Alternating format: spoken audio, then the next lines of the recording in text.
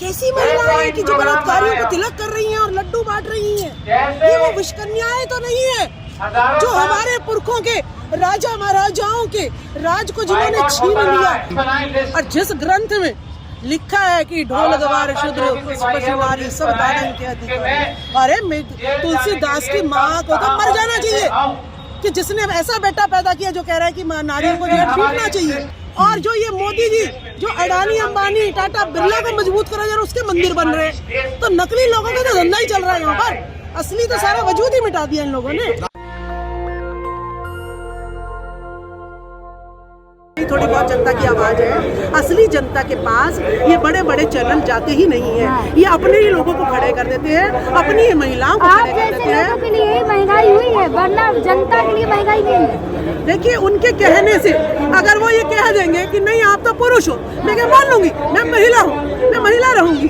अगर यहाँ की जनता के बीच में जब जाएंगे ही नहीं, उनकी बात पूछेंगे ही नहीं और असलियत अपने अपने लोगों की दिखाते रहेंगे। भरोसा नहीं है, वित्त मंत्री ने कहा महंगाई नहीं है। देखिए ये जो वित्त मंत्री है वो सबसे पहले तो उसको महिला का शोषण हो रहा था, राष्ट्रपति मुर्मू जी का शुद्धिकरण हो रहा था, उसको वहीं पर रोक देना चाहिए था। हाथरस कांड की मनीषा वाल्मीकि के साथ इंसाफी नहीं हुई, निर्भया कांड हुआ, उसके बाद भी दिल्ली में बलात्कार नहीं रुक रहे, तो ऐसी हम क्या करेंगे ऐसी लोगों का।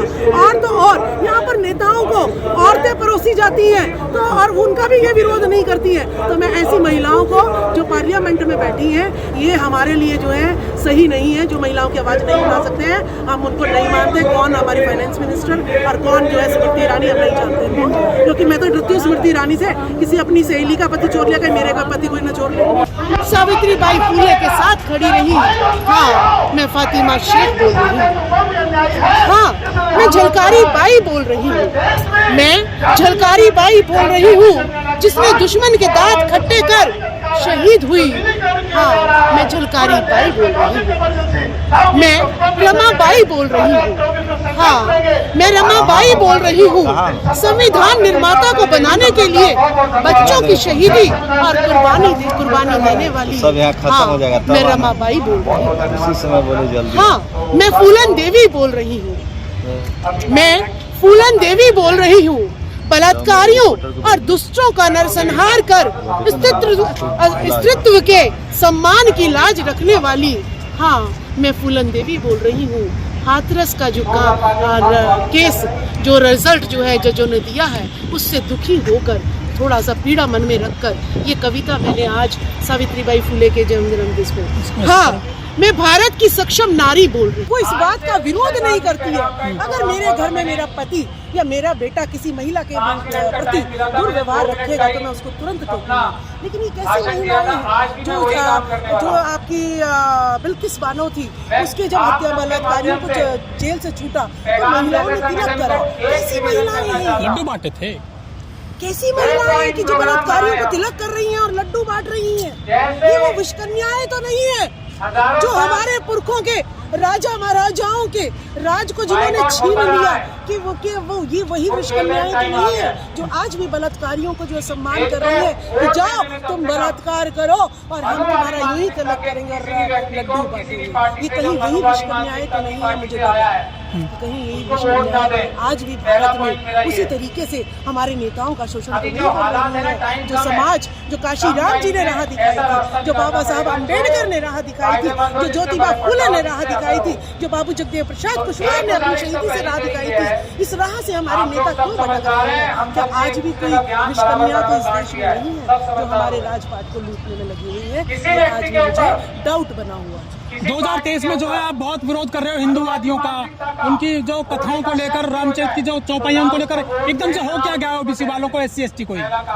देखिए संविधान की ताकत, आपकी हिम्मत है मेरे को कुछ गलत बोलने की? आप बोल के तो दिखाओ। और जिस ग्रंथ में लिखा है कि ढोल गवार शूद्र पशु नारी सब दानन के अधिकार, अरे तुलसीदास की माँ को तो मर जाना चाहिए कि जिसने ऐसा बेटा पैदा किया जो कह रहा है कि नारियों को जो है पीटना चाहिए। तो ऐसे जो है ना ग्रंथों का मैं क्या आचार डालूंगी जो मुझे पीटने को कह रहा है? मैं तो उनको थूकूं भी ना, उनकी तरफ देखूं भी ना जैसे ग्रंथ। लेकिन ऐसी चौपाइयां तो कथावाचक बड़े चटकारे देकर सुनाते हैं और महिला नाचती है वहाँ पर कथाओं में। देखिए मैं आपको एक बात बताती हूँ, ये ऐसे ऐसे मंत्र बोलते हैं, इनके मीनिंग जो है वो कभी समझाते नहीं है। जिस दिन इन्होंने जो चौपाइयाँ बोली हैं उनके असली मीनिंग बताने लगे, वही जो है और तो जुत्ती निकाल के वहीं पीटेंगी। लेकिन बाबा का बढ़ती जा रही संख्या थी महिलाओं की, तो देखिए महिलाओं की जो संख्या बढ़ी जा रही है वो टीवी के प्रचार के माध्यम से बढ़ी जा रही है। टीवी का एक ऐसा जादू है, जीरो को हीरो बना देता है। टीवी में दिखाते हैं वो इतने बड़े बड़े जो है महिलाओं को घर में देखिए मैं फिर विरोधाभास हो जाएगी हमारे पुरुष उसके लिए वर्ग के लिए कि वो महिलाओं को चाहे वो दिन रात काम वालों की तरह काम करती रहे, लेकिन वो सम्मान वो प्यार नहीं मिलता जिसके लिए उन्हें जो है कथावाचकों को यहाँ जाना। नवरात्रों में पूजा करते हैं कुछ सीएम साहब महिलाओं की, बच्चियों की। हाँ वो जो है देखिए जब तक आस्था से लोगों को बांधे हुए हैं ये लोग, और उसी यूपी नगरी में जब बलात्कार होता है, हाथरस मनीषा वाल्मीकि कांड होता है, कहते हैं बलात्कार ही नहीं हुआ, और उसका आधी रात को जो हिंदू धर्म के कहते हैं हिंदू धर्म के विरोध में है और योगी जी कुछ नहीं करते हैं, तो ऐसे ढोंगी बाबा से हम दूर ही रहते हैं, हम उनकी बातों को ज़्यादा सुनते भी नहीं है। देवी पूजते हो और देवियों को लुटवाते हो। जेएनयू इतना बड़ा कैंपस है, वहाँ पर गर्भ में तो बच्चा होता है उसको संस्कार देने की प्रक्रिया चल रही है, एम्स के डॉक्टर पहुँच गए हैं जेएनयू में। देखिए ये जेएनयू क्या आपके चौधरी ब्रह्म प्रकाश चरक संस्थान है आयुर्वेदा डाबरखेड़ा नजफगढ़ में, वहाँ पे भी एक छोटा सा मंदिर बना दिया है। वहाँ पर जो है रामचरितमानस और जो है ना ये सारी चलती रहती है कहानियाँ, और इन्होंने सरकारी संस्थानों में जाओ देवी देवता लगा दिए हैं। ये जो है चाहते हैं शिक्षा नष्ट हो जाए।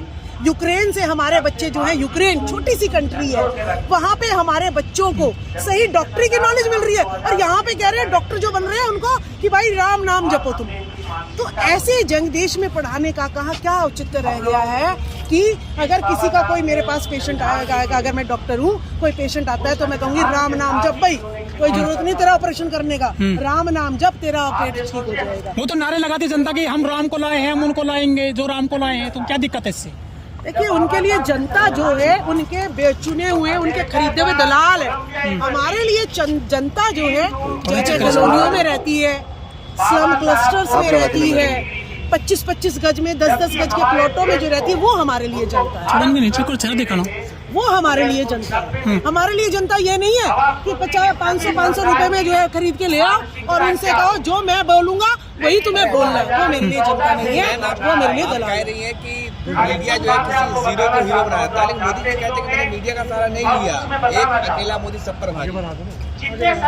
देखिए आपको मैं एक बात बता दूं, अगर मोदी जी आज टीवी पर आना बंद करते तो बताओ किसको पता चल रहा मोदी जी कहाँ जो है ना कौन से देश में सो रहे हैं और कौन से देश में जो मोदी जी के मंदिर बन रहे हैं, पूजा हो रही है मोदी जी की। तो मैंने क्या कहा आपको कि इस देश में बाबा साहब संविधान बना गए, ज्योति सावित्री बाई फुले जो है प्रथम शिक्षिका जो महिलाओं और शोषितों के लिए शिक्षा के द्वार खोल गई, उनके तो स्कूल भी खंडर हो रहे हैं।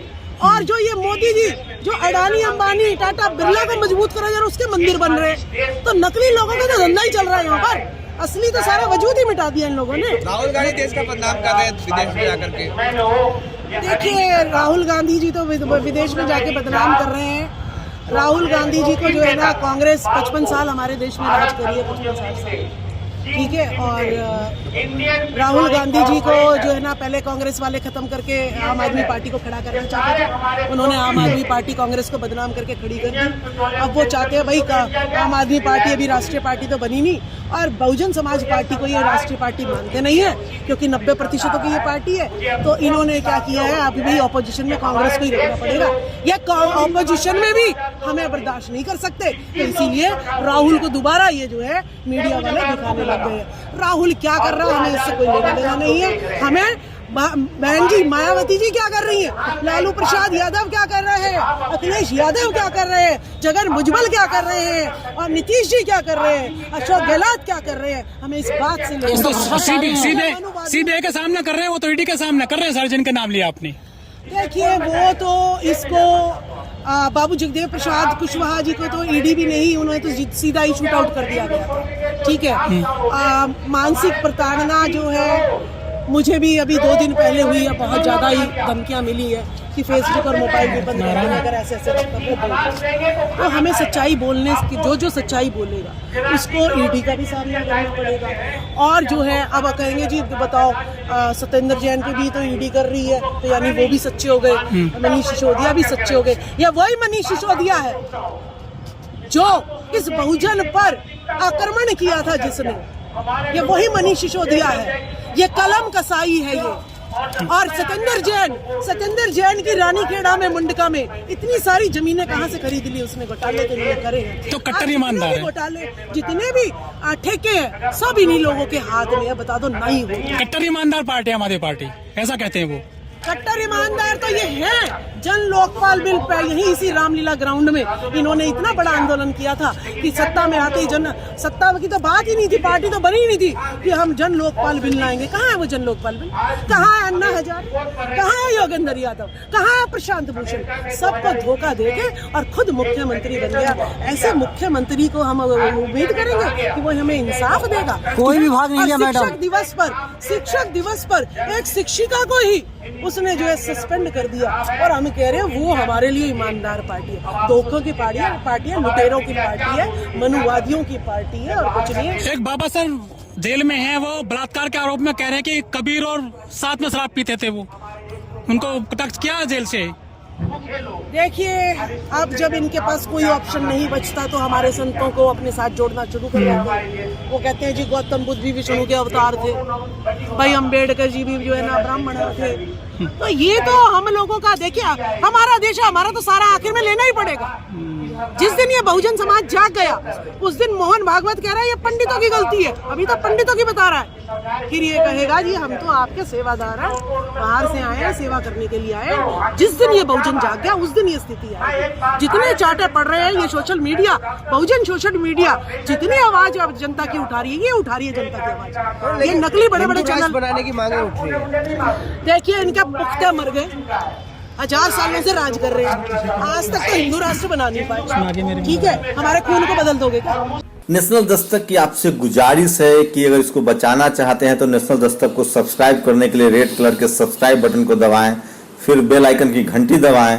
नेशनल दस्तक को बचाने के लिए बहुत जरूरी है कि हर खबर को शेयर करें, लाइक करें, कमेंट जरूर करें।